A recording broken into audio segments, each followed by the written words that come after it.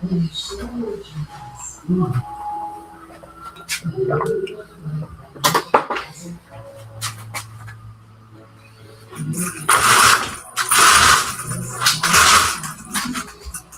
are you stalking me?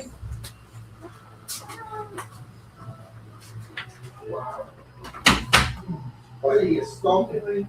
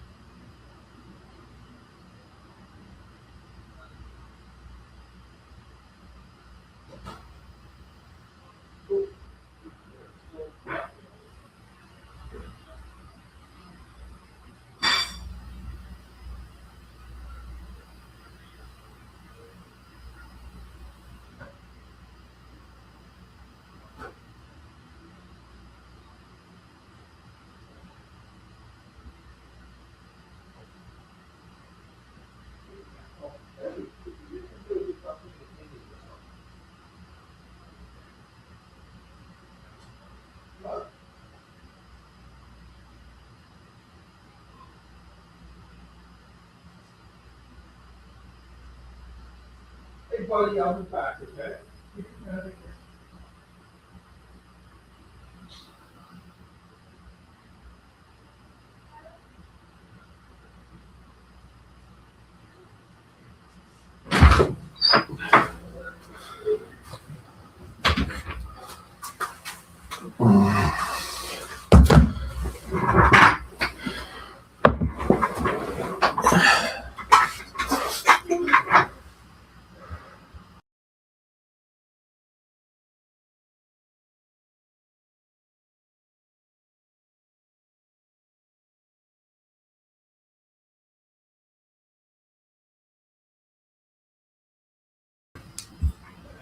cheers, and here we are.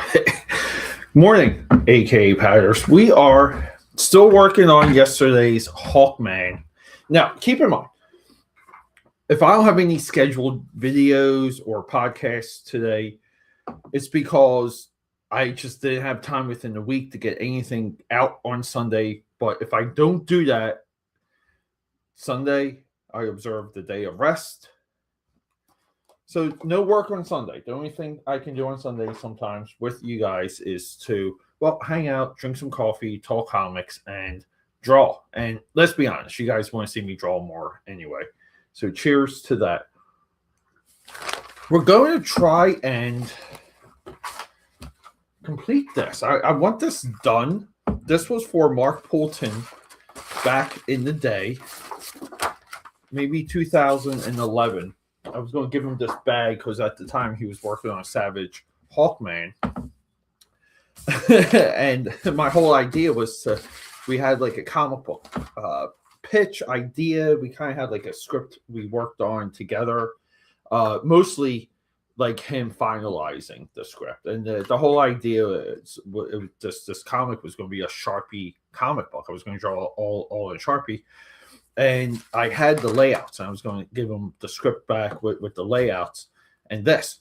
But that didn't happen because at the time, Rad, I missed you, buddy. What's going on, Rad? Yeah, at the time, I moved on in life. I just said, like the comic book hustle just really doesn't get money. I'm not interested in waiting. So I moved on. And I know Mark stayed. He's one of the top guys right now. But, he stuck with it. I was in a different position and, just decided to move on in life and learn other skills with the intent of always returning back to it, though, at some time. And that's why I never gave up drawing, because I always said to myself, I would return. So anyway, I came across this bag. Long story short, I came across this unfinished bag for him and was like, hey, let's finish it. Like, let's finish it live and hang out and have some fun in the meantime. So we're drawing Savage Hawkman. If you guys are not familiar, this might have been DC's last effort to really make this character significant. And I don't know what they've done with him recently. I guess like the big question is, like, have they, I think maybe, was there like a Hawkman? And, I just dipped that in my coffee. Just dipped the brush in the coffee.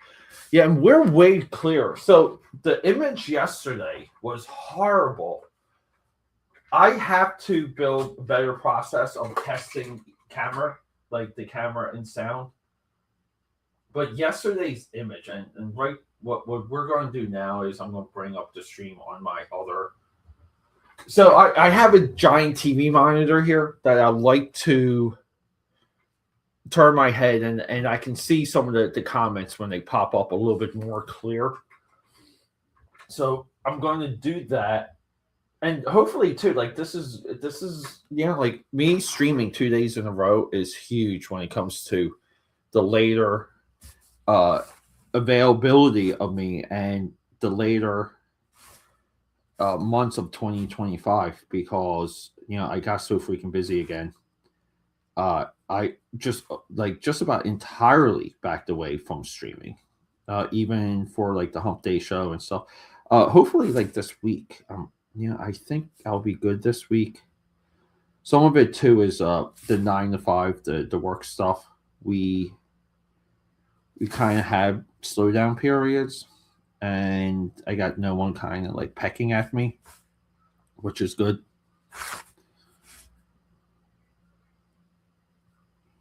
So anyway, hopefully this week I'll be able to be on Hump Day. Rad, what's going on, buddy? What have you been reading? Rad, you're one of my guys. I always want to know what you're reading. If anything, you can just say you're reading a donut. Yeah, let me get into right here. Let me jump live. So the crazy thing with live is that we got two lives now. We have long, yeah. See that image, this image right here is a million times better than yesterday. Yesterday it was blurry. So cool. Cool. We got to spin the hat backwards too. I forgot to do that yesterday. Well, cool. Maybe we can really do some damage here.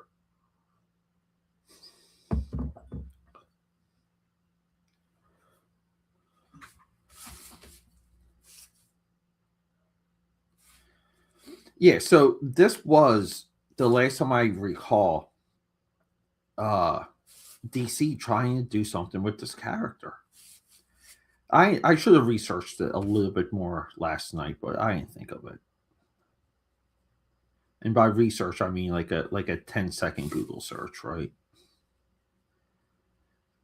So maybe there is like a Hawkman that they used for the absolute stuff.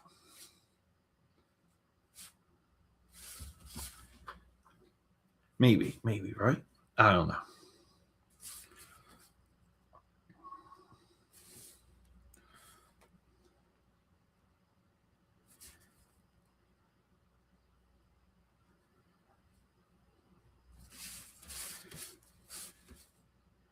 And we're making our version here, like extra spiky.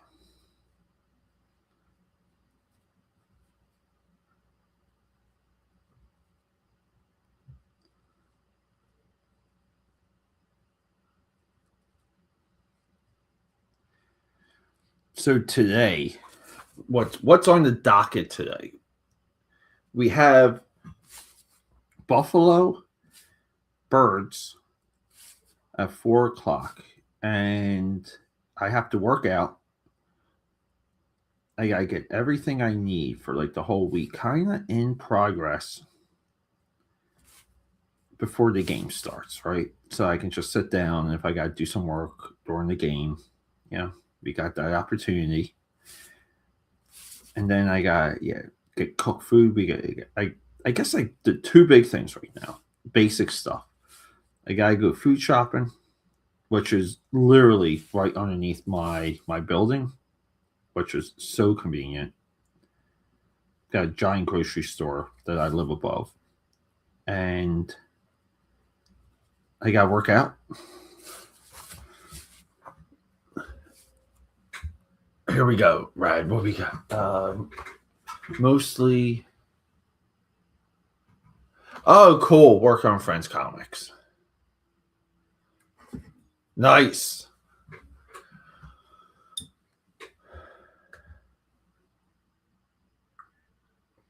Yeah, just backgrounds, right? We hate backgrounds.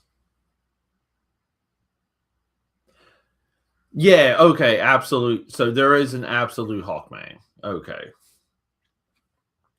I mean, and it's really like, you know what's funny with this guy, with Hawkman, is that he, as old as he is, right? And we can argue that he's like a heritage legacy character. He's not like a sacred cow. And I feel like a lot of the DC characters are not sacred cows. It's like Hawkman, even Wonder Woman, like all the way that they kind of, like ever since the New 52 also, they always played with a little bit of like the origin of Wonder Woman. Where Marvel, it's way, like it's such a different atmosphere. Like Marvel has sacred cows. Like we only want one Reed Richards. We only want one Professor Xavier. We only want one Peter Parker and Spider-Man.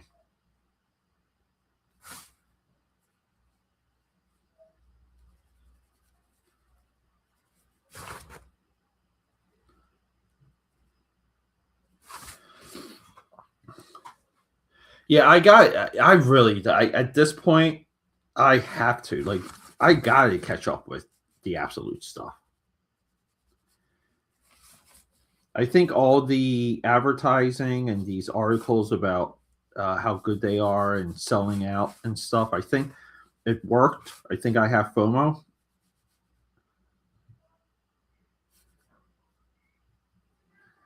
So we're gonna be doing that this year, faux show. But we will stick with 90s comics, of course. I still gotta do Dooms 4 from Rob Liefeld and Extreme Studios. That book has been on my short list for years. And it's cheap. It's like, you can get all 4 issues with the alternate covers and the Wizard edition for like, $15 or $20 on eBay. I just gotta do it. Let's start there. Dude, I am in awe with the clarity of this screen compared to yesterday. I don't know if you guys saw yesterday's stream.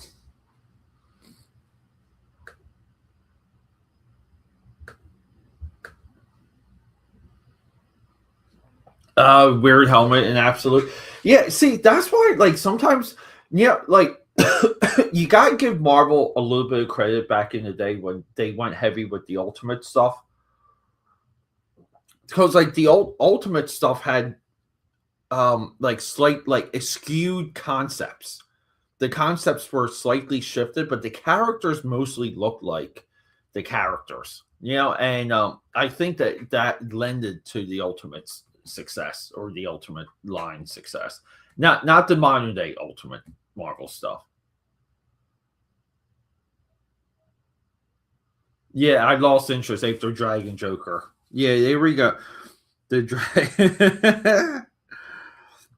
Yeah, like, I guess Rad, that kind of lends right into what I was just saying, where the like you need some of the core concepts with some of this stuff to really get the interest of, like, all of the fandom, and I think the Absolute stuff too kind of goes viral because it's a little bit, it's almost like reverse. Do you remember the Batman, the oh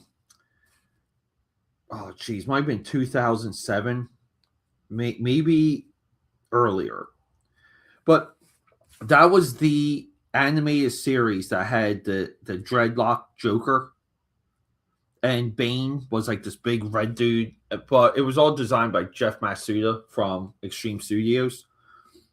Like, there was such a backlash even then that they were kind of corrupting the villains, and people wanted, like, just Joker. It's like, hey, it's like, if you're doing it in a different style, but we kind of want our characters to, like, like, we want to be able to identify what we like in this franchise. And that I just feel like the same reactions we're seeing with the Dragon Joker are the same reactions with the Dreadlock Joker, and the same reactions with the Jared Leto Joker. And it doesn't mean, like, the stuff's not good. It's just kind of, what does the audience need to get interest in it and to think it's like, of a line, like, a little bit, because, like, you tap into the lineage of all of it with characters like Batman and the Dark Knight. So there's something else that happens with the audience, and I think you add the internet on to it, right? And people just like like, dogpile things, and sometimes, like, the dogpiling gets a bad reputation, but sometimes the dogpiling is right. Like, how about that for a hot take?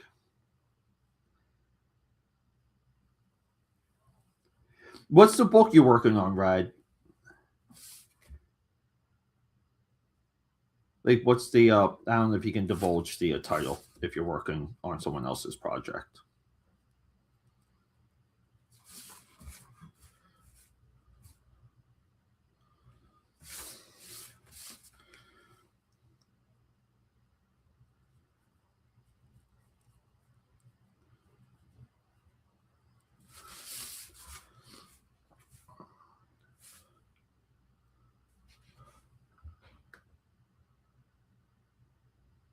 Yeah, Jack. Yeah, but yeah, like that's the funny thing too. It's excuse me, the Jack Nicholson Joker is close to the Caesar Romero Joker. They really just had a different vision for how like the makeup worked, but it's essentially the same character. Murder King, dude. That's a good title. That's a cool. And is it how's do you know how it's going to be sold? Is it local or is it a crowdfunder?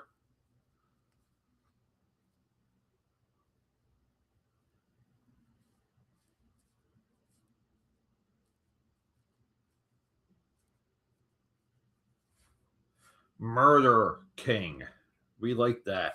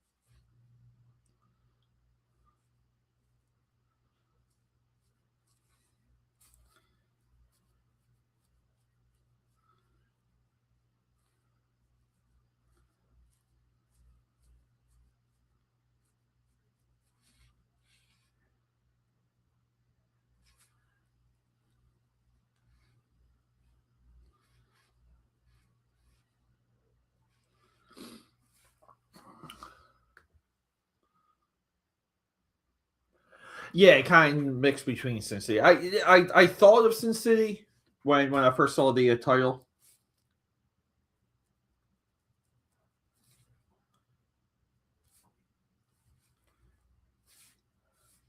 I mean, but Sin City though, it's so right. I mean, such a even to this day, such an inspiring like piece.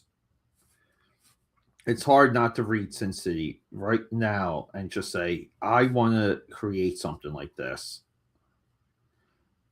It's almost like the same effect as just the other day. I was watching Return of the Jedi, and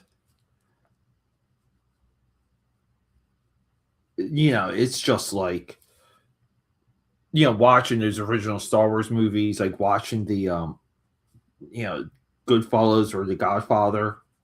It's just you're it's just like they program you, and you're like, oh my god, like I need to be a part of something like this. I'm going to create my own, and Star Wars still does that. Sin City does that.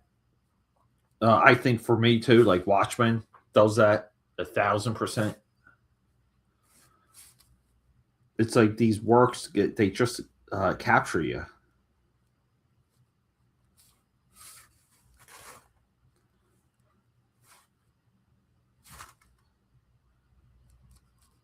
They possess you.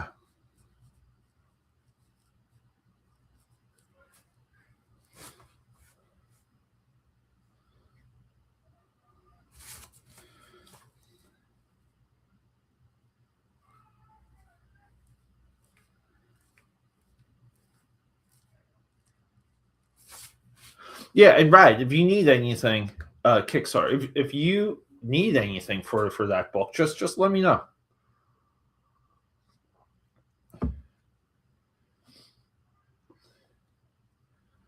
Kickstarter. Well, we'll have to cover it more or something. Let me know what if there's a way to show off some of the pages and the project.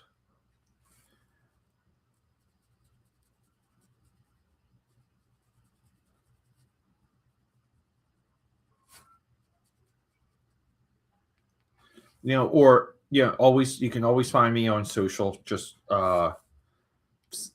send me a message. If I don't respond, send 2 messages or 3 messages because it takes me a while sometimes to filter everything.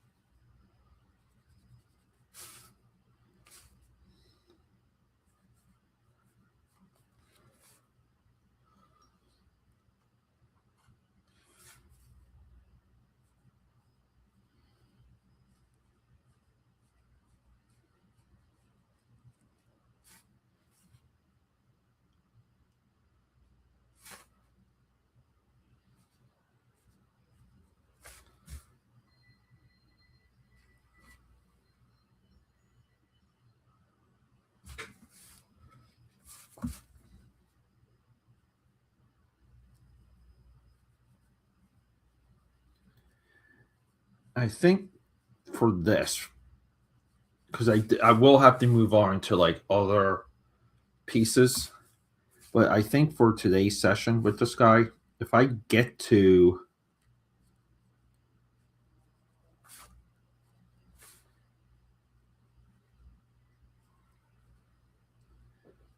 the wings, which I never had like a plane of action for his wings, but I get like, and then it's always like, what's the choice of the wings, right? Are we, it's almost like white feathers on black or black feathers on white, and that's kind of like how you want to stack it sometimes, because you need you need a internal philosophy slash solution in rendering wings.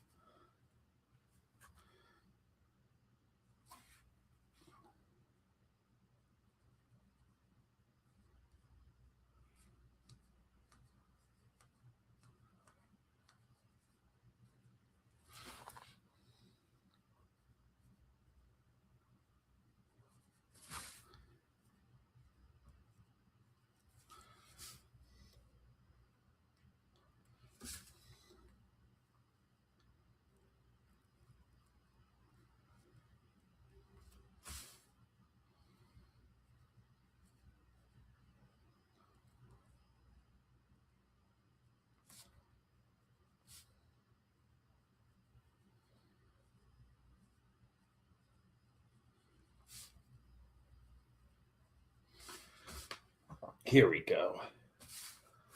I did look up the Rob Liefeld cover after yesterday's stream, and you gotta give some credit to that cover. How there's just like emotion to Hawkman, to a Savage Hawkman that I don't have here.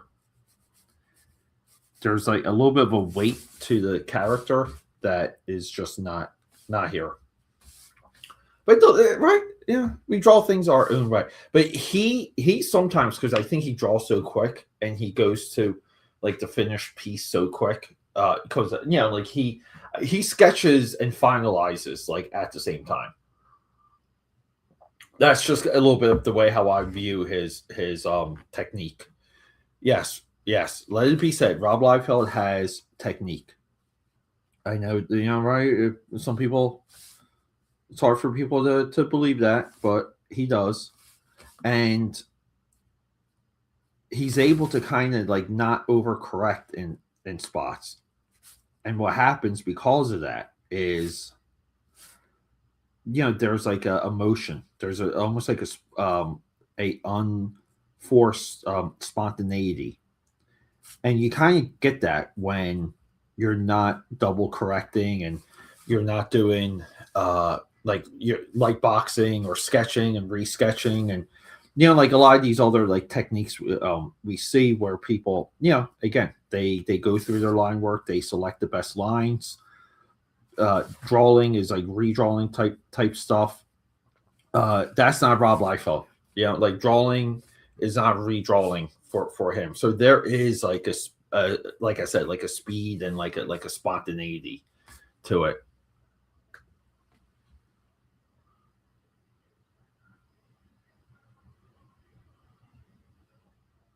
Yeah, dude. Yeah, I'm not joking, Brad. Yeah, like I'm available. You've been a part of the channel for so long. You've been in my chat for so long.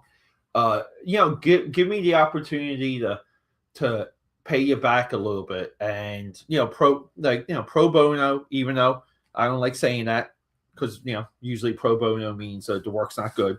But from like, if you guys need help with the cover layout, like the design stuff. I mean, if you want a little bit of insight to maybe gain like a different pair of eyes on the book as a product, some of it too is check out yesterday's Christmas book haul video, where I try and express kind of where these other books I have in my library, why they're there, where they're coming from, what the significance of kind of like spreading your range out so that when you make comics and you're part of making comics, you can add more to it. So I would just say like keep me in the loop. They have 6 issues written.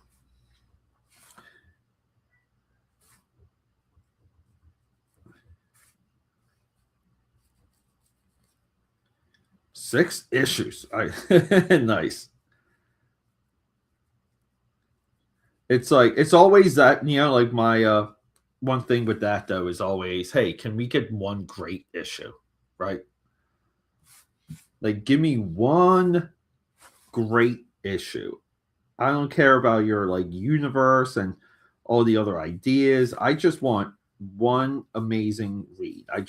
And I think when it comes to indie, that attitude needs to echo a little bit more because everyone just creates. I'm not really talking about you, Rad, but everyone creates new characters, and they get obsessed with world building, and they think world building is like a good comic.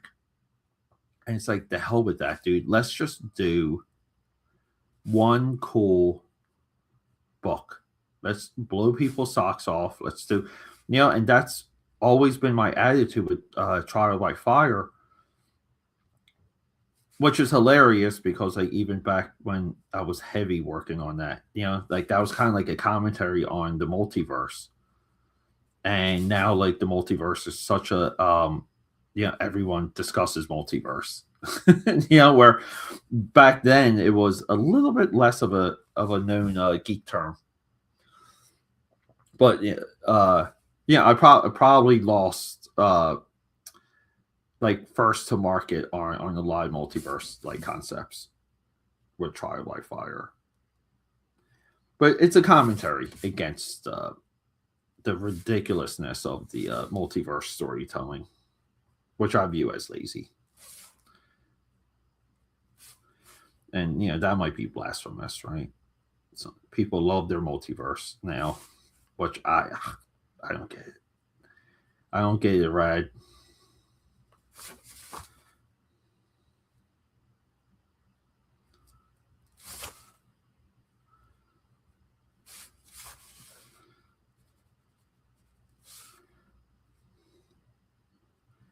It's like we can have our fun too. It's like, no, dude. Like DC, we all remember, when DC was heavy with the Elseworlds, and Elseworlds was Elseworlds, and it was not supposed to be a part of anything. They were staying on their own, be separate,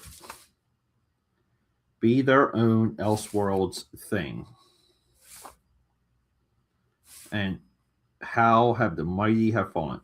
Elseworlds saying Elseworlds and DC breaking that policy was one of their suicidal editorial moves. And that was like once that bell was rung, they could not unring it.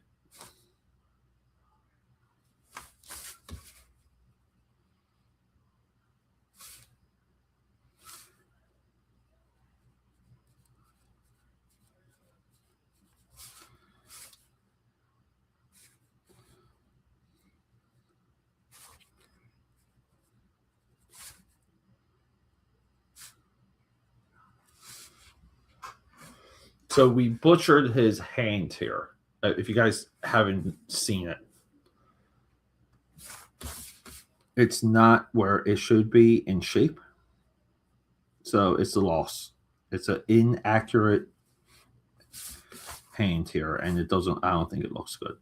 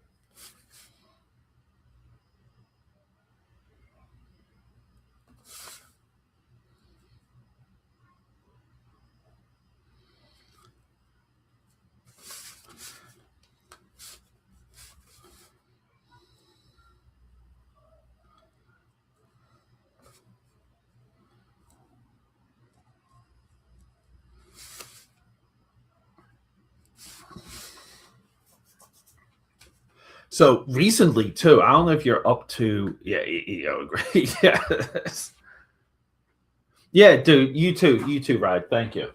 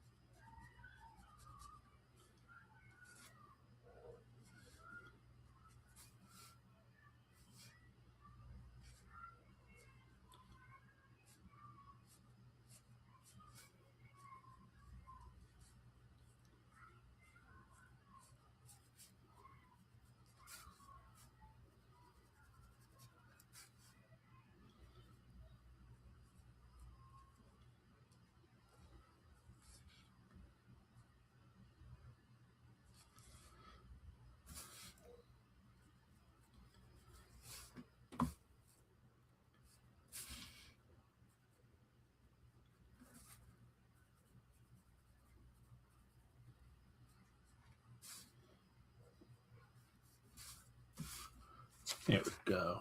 I think we're getting there, guys.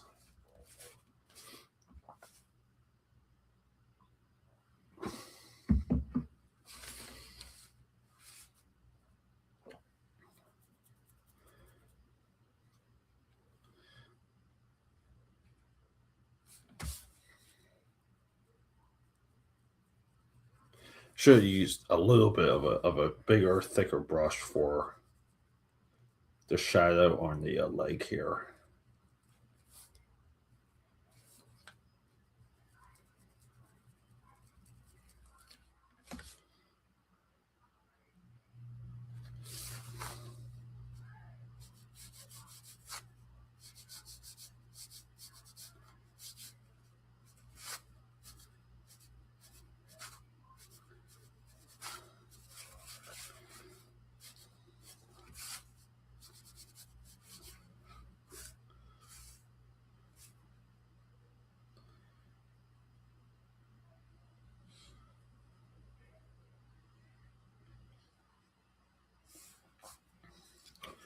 Well, we're just about to the wings.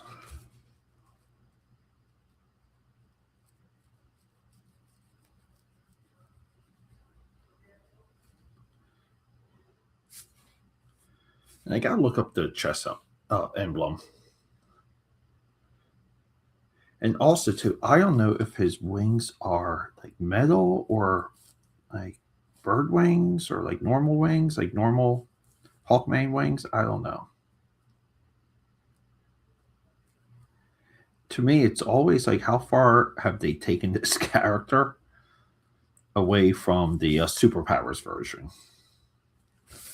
That's like that's the test.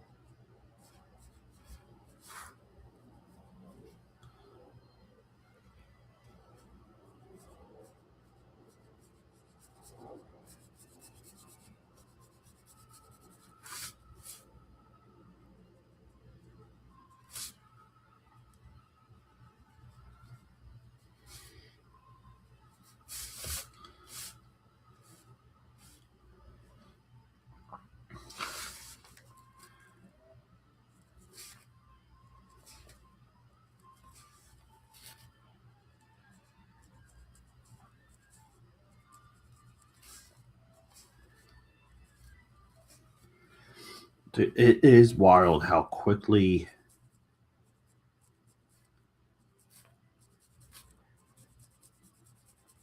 the pencils just like smears here.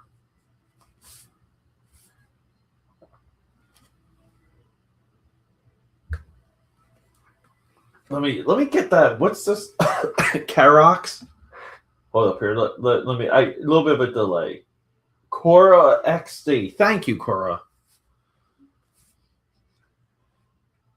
Yeah, we're doing. If you know, a little bit of background. You know, if you're familiar with the DC Comics New 52, when they rebooted the continuity, something that we know that they should have never done, and DC Jim Lee and co.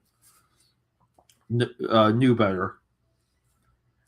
But this was their version of Hawkman during that reboot, and it was a legit, like not 100% reboot, but close. Like it was almost 100% outside of really the two great books that they had at the time, Batman and Green Lantern. So, but thank you.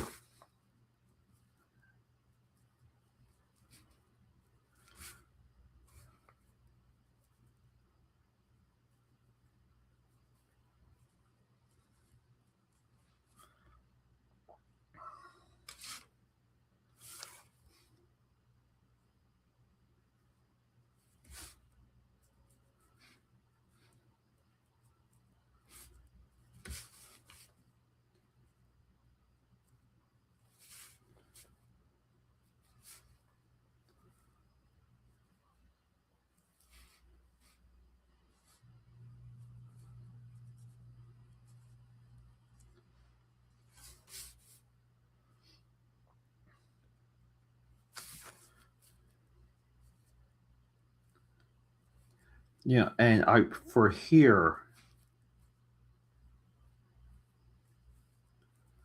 I prefer like keeping the feathers and some of these like extra details very like I call it like blurring. Like you keep it light because it's not the focal point of the piece. So you can go from like thick and heavy here to like real light here. And that's again too like that's really what you're doing as a inker.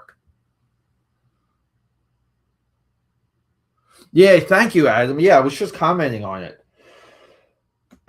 um I always try and give things like just a little, like like a little bit more of an edge, a little bit more of just a level of interest, because that's like we've all seen this stuff before. So like, let's kind of try and portray it in a different, newer way, and but still kind of lend itself so that it's a little bit true and still on character or on model.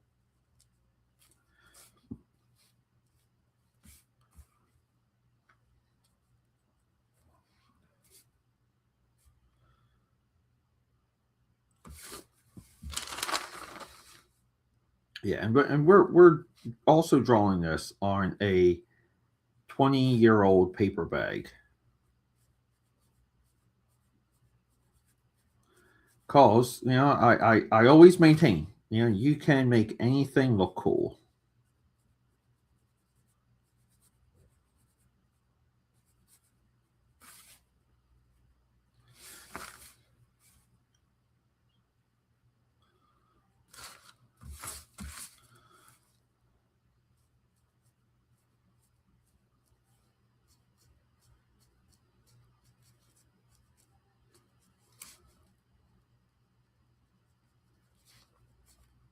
And here we're doing very light feathering from the brush for our feathers, just to give them a little bit more like texture, make them look a little bit more dynamic. And again, there's feathers in front of feathers, and they're bunched together, and like again, like all of these things we're used to seeing.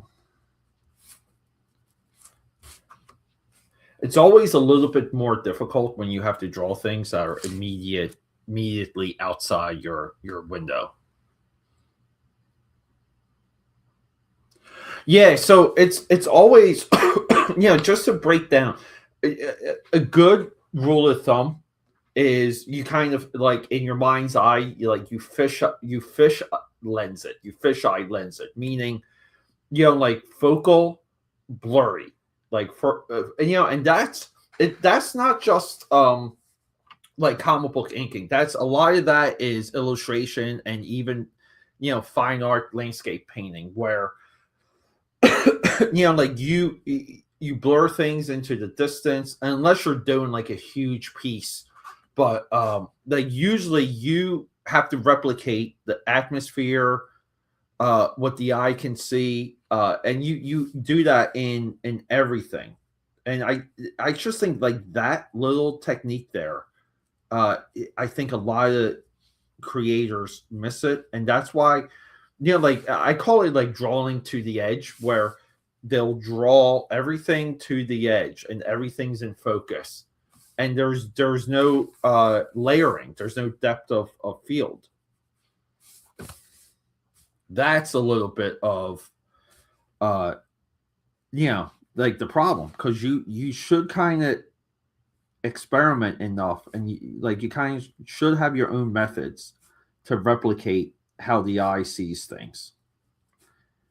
So it's more like understanding uh, how human anatomy works than anything. Like understanding how the eye sees, and then you have to trick it. You have to replicate it.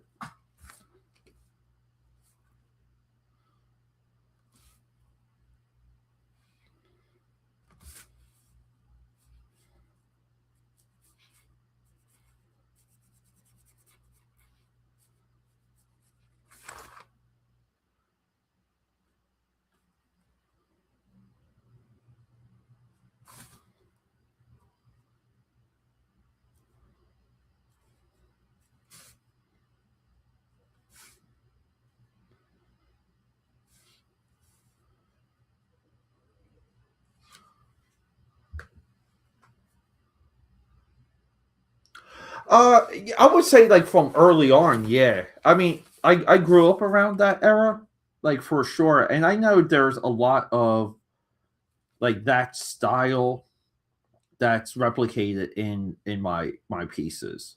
But I would say like nowadays, no, like I hardly ever look at McFarlane. Uh, yeah, there's other things I try and do with my pieces that McFarlane like never quite got there. And I'm not like bashing the impact of him, like clear impact, but yeah, I mean there's things, like for example, like drawing buildings and putting atmosphere into your piece, as I was just saying, right? Like that's a lot of the stuff that McFarlane not quite there. Nowadays, definitely not. Like if you look at McFarlane's that um, Invincible Spider-Man mashup cover that he did, the Marvel team up cover, his like everything in that is in focus, and it's just kind of, I think it hurts the piece. I think it makes it. But if you look at just about everyone else, because I think there's 6 covers, like the other 6 guys uh, executed the assignment way better than McFarlane. People just flipped out that it was him drawing the good old webhead. But yeah, I mean, I grew up around that era though, so it was really like I was always more McFarlane, McFarlane, Rob Liefeld versus being more Eric Larson, Jim Lee, or Mark Silvestri.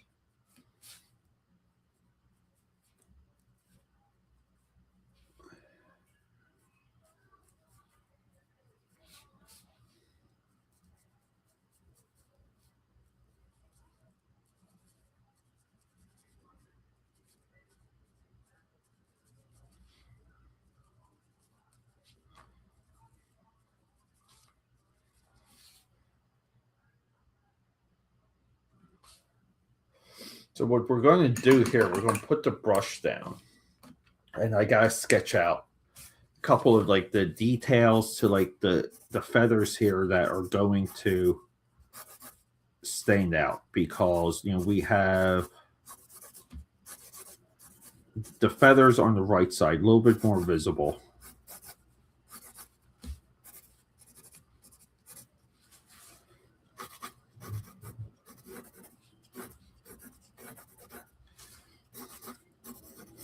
So some of this too is very similar to when you have to draw leaves on the tree, where like there's one, you put one good leaf, or like in this case feather, into the foreground, and you kind of bump everything around it.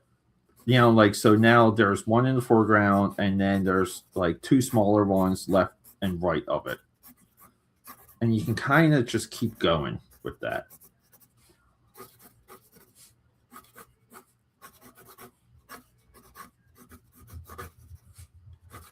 But again, too, like you cannot draw this to the edge. I think everything will be in focus, and you will destroy the illusion of the piece.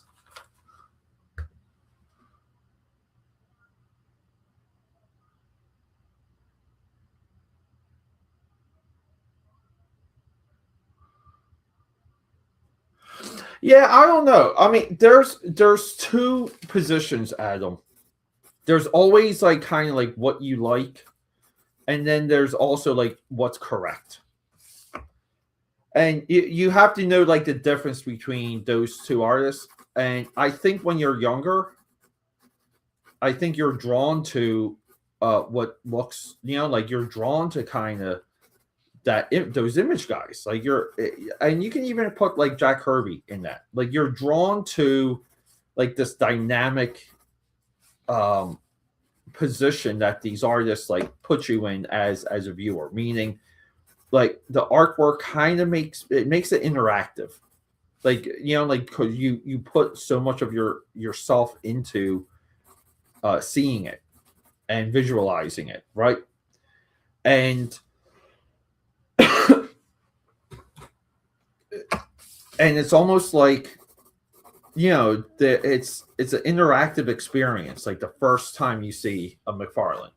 But then you look at it, you read the books, right? Because like again, it's not just an image; it's a comic book. And then it's like like you read the words, which is why these guys never really worked with writers ever again. I know McFarlane had a little bit of a run, but then you read what the writer writes, and I think with a lot of the image stuff, you could clearly see what that divide was, and that was like a proper criticism where the artist wasn't up to terms on what the writer was making these characters say, what they were describing in the captions. So I think at that point, just as like a reader, you gravitate towards the more disciplined guys, the guys that can kind of like sell you an image or a story, and they can sell you a situation or a emotional climax. Like the image guys, right? Like never good with emotion. So that's where like a lot of these criticisms they were kind of labeled as haters back then.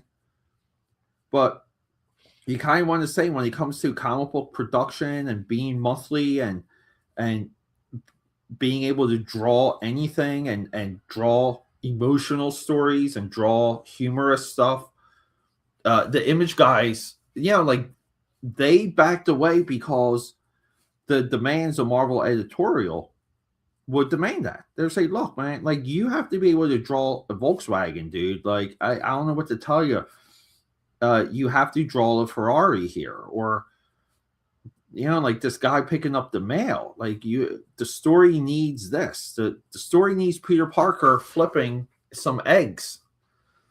And the image error, because those guys were successful, because they made money with what they were doing, took that type of like editorial direction and observation away from American comics. And in so, like, more harm than good, like, period. And to me, like, if you read enough comics, you almost say to yourself, it's like, oh God, like, like the industry needs to return back to big time storytelling. And I'm not talking about storylines like crossovers and things like that. I'm just saying, like, guys that can communicate a lot on a page and meet a deadline and be timely and be a good company person. The image stuff too created a generation of people that thought Marvel was evil and didn't want to create characters and all these other like unintended consequences, because people thought their characters were going to get stolen and things like that. And every single time that accusation pops up, it's like that. You got to look at you got to look at it. Like, I'm sorry that these guys created characters for Marvel before they got acquired by Disney, and why would Disney care about any of those like contracts? Like, you just bought a company for a couple $1 billion. Sorry, like, your contract ended with that old arrangement. So anyway, yeah, a little bit of a rant there, Adam. But hey, thanks for hanging out, bud.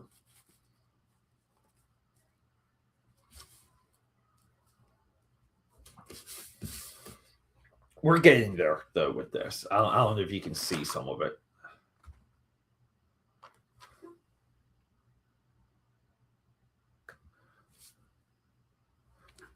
Oh yeah, right.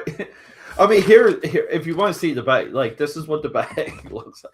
These were excuse me. These were comic shop bags back in the day. I used to work at a chain of comic shops, and this was one of their bags.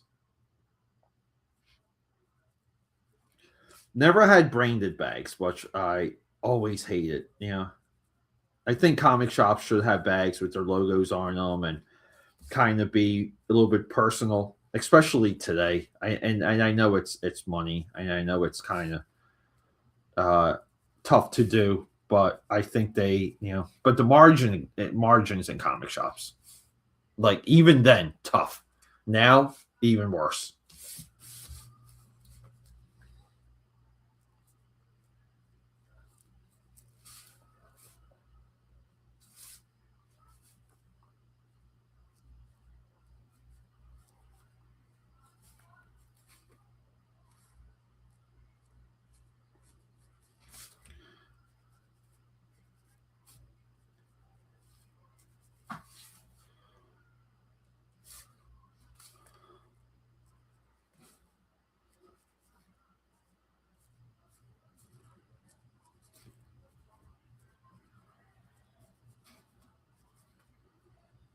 Yeah, and sometimes too with characters like this, because of just what their design is, like it's easy, like draw making Hawkman kind of like fill up the surface, way easier than other characters. Like for example, like Supergirl, Wonder Woman, like Hawkman has, he has this like presence. It's like he's here.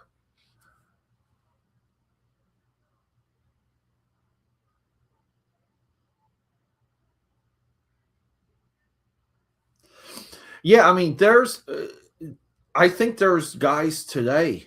Like we might be like just the observation of what I've seen, and I'm not the best mind for modern day stuff. Uh, you might want to say that what I see, and feel free to chime in. But I think we're in an era where, uh, collectively, people like the layouts today. The layout of the comic page is at an all-time high. I think there's better layouts today collectively than in any other era in comic book history. And I could be completely backwards about that, but I think it's a little bit of the digital stuff. I think they're able to, experiment, go back and forth, and you don't have to commit because you can really just like swap panels and create a new layer, create a new digital page, and the layouts are really kind of what's succeeding right now. Now, what's inside of those layouts? That's a little bit tougher of a shell to crack right now for me. But I think now too, like books are more readable now because of those layouts than ever.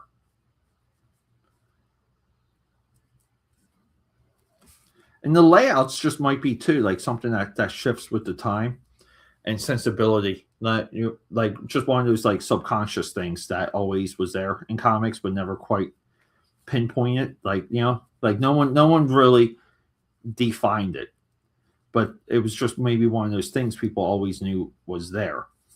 Because that's if you go back and you read the earlier stuff, you go back and read Golden Age Action Comics, the layouts are like you're like, oh my god, like I gotta read this. Like it's almost like a little bit of a culture shock, right? Because like those early Superman like Action Comics are, what are they? They're 9 panel, 8 panel grids, but they're all long rectangle panels, and you're like, wow, like bold choice, Cotton.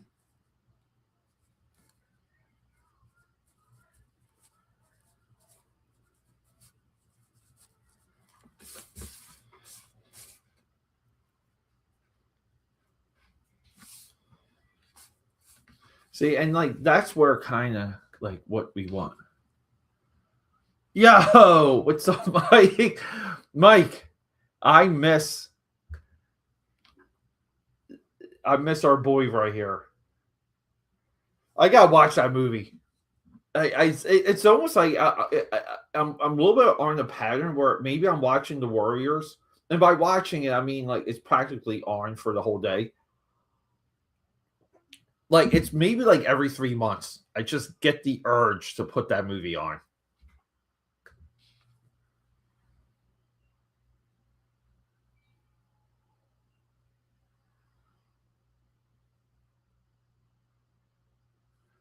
Yeah, it's okay. You know, like I think a little Adam to like speak on that real quick. You know, I do feel like you have to kind of practice with pen and paper to know what to try and replicate with digital. You know, and you know, like you kind of have to know you're like there's just things where you're like, oh, like you know, like this is where I think especially when it comes to the black and white side of the artwork, um, you know, like I think you should be like, oh, like this is the effects of a brush, like this type of brush, and let me try and uh replicate that here or like get close to it.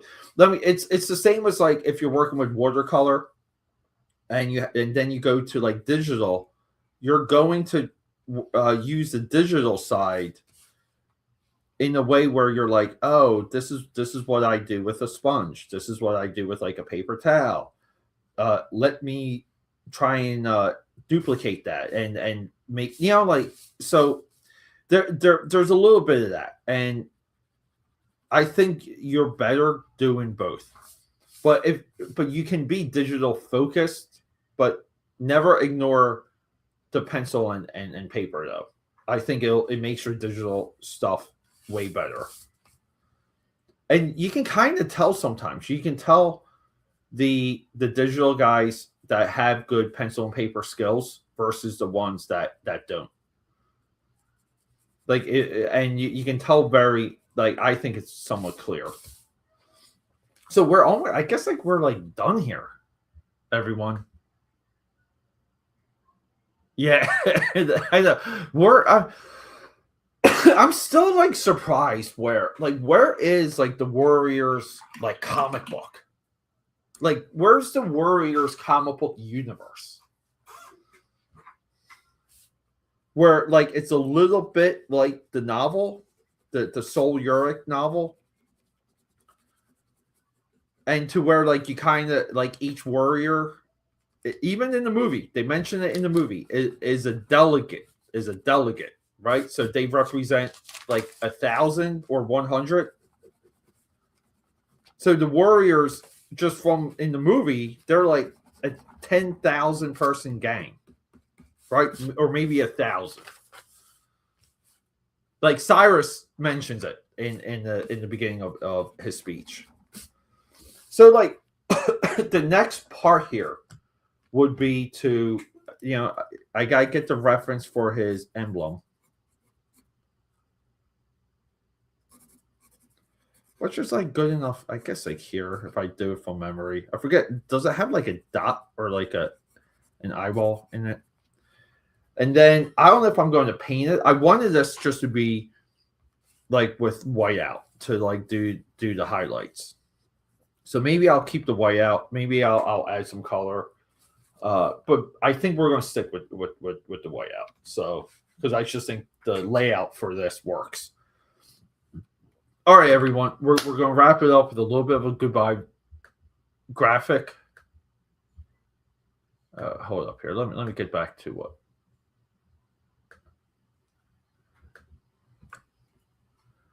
Yeah, first R-rated movie. Yeah, what a great one.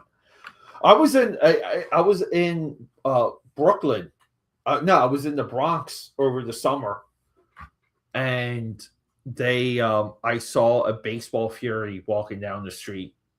Just a local with full makeup, had some extra jewelry on, and I don't know if he was a street performer or whatever, but we walked out of the hotel, and this guy walked right in front of us. And I was like, "Holy crap!"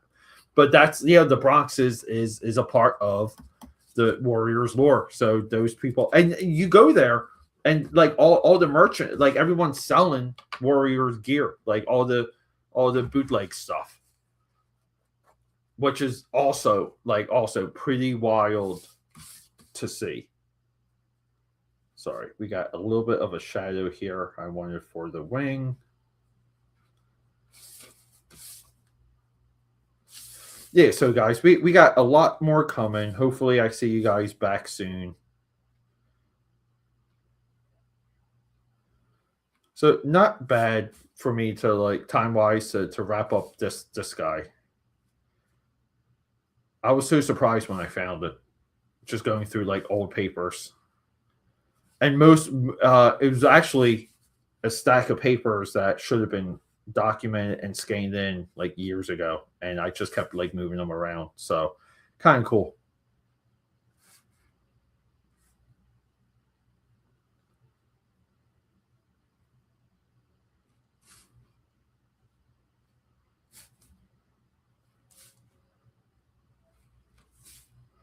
All right, guys, we're going to.